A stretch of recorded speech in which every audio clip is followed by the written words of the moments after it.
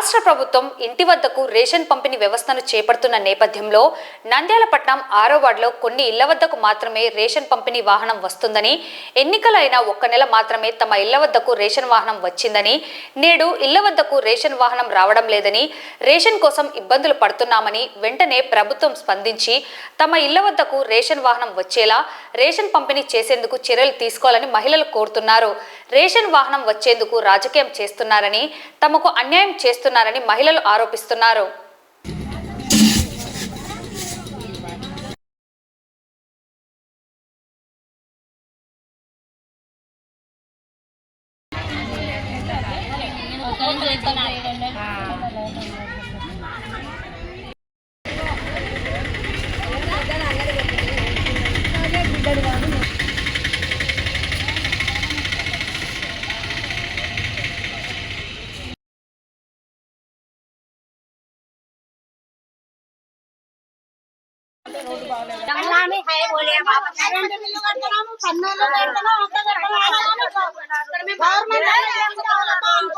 మా సందుకు బియ్యం బండి రాకుండా ఎందుకు తోరు కాడికి పోయి వేపించుకొచ్చుకోమంటున్నారు. పోయి వేపించుకొచ్చుకున్నాం. మేము మొన్న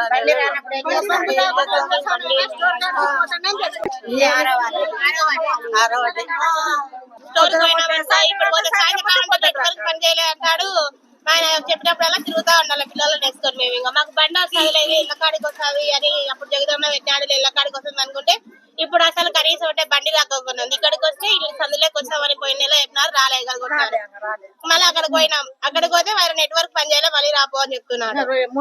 ఆడలకు పని పెట్టి ఇంకా తీయ అక్కడ ఇక్కడ తిరుగుకుంటూ ఉంటే పిల్లలు వేస్తాం, వీళ్ళకి స్కూళ్ళకు ఎట్లా ఇబ్బంది అయిపోతుంది కదా మాకు. ఇక్కడ వేస్తున్నారు సార్, మా ఏరియాకు రాకమున్నాడు, అది ప్రాబ్లం.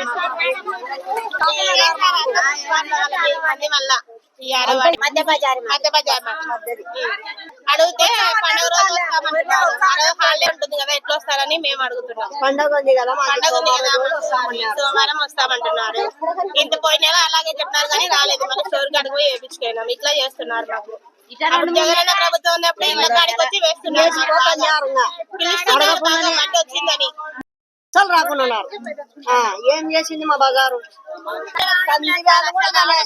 మా లైన్ వచ్చేసరికి ఏముండవు, అయిపోతాయి.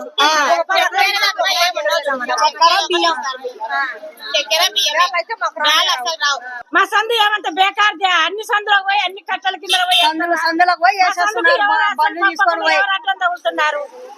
ఇదేందయ్యా పార్టీలు? ఆ పార్టీ ఈ పార్టీ అని ఆడుంది. వైఎస్ఆర్ వాళ్ళకి చేసినారు మీరు, మాకు తెలుగుదేశానికి ఓటు వేయలేదని. మాకు ఓట్లు వచ్చిందే మొదలు మా సందుకు యాన్ రాలేదు. పార్టీ ఇన్నాళ్ళు వైఎస్ఆర్ లో ఉన్నప్పుడు మీరు వేయించుకోలేదా తెలుగుదేశం వాళ్ళు? ఎవరన్నా బోర్డులు రాసి పెట్టుకున్నావా? ప్రభుత్వం అన్నాక అందరికి ఒకటే ప్రభుత్వం. వైఎస్ఆర్ ఎవరు పింఛన్లు తీసుకోలేదు, ఎవరు డబ్బులు ఇప్పించుకోలేదు. వాళ్ళ కాడ 18 ఏళ్ళలో తీసుకోలేదా? ఒక్క ఇంట్లో 2-3 పింఛన్లు తీసుకున్న వాళ్ళు ఉన్నారు. తోడు కోడలు, అత్త, ఆడపిల్ల అని. ఎందుకు మొగుళ్ళు చచ్చిపోయినారు కాబట్టి వస్తున్నాయి వాళ్ళకి. దానికి మేము ఎవరేమేమి అనలా. మా బియ్యం ఎందుకు నిలబెడుతున్నారు అని అడుగుతున్నాం మేము. బియ్యానికి వచ్చేసరికి మా సందుకు రాదు యాను, ఆడికి వచ్చేసరికి యానుకు టైర్లు పోతుండయ్యా. బియ్యం కాకులు ఎత్తుకుపోతాయ్యా మావి. ఎట్లా రావు ఇన్నేళ్ల నుంచి వచ్చిన బియ్యం? పన్ను కట్టకుండా ఉంటేనే వచ్చి పన్ను కట్టించుకురా పని సచివాలయం నుంచి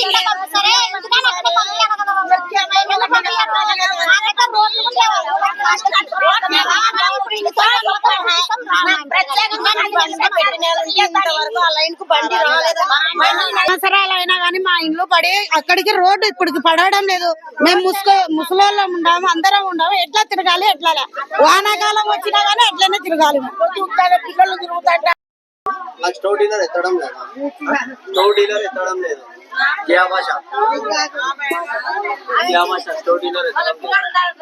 పోయిన నెల ఆయననే ఎత్తున్నాడు. ఈ నెల సార్తో మాట్లాడి బియ్యం ఎత్తుకుంటూ వచ్చినాము.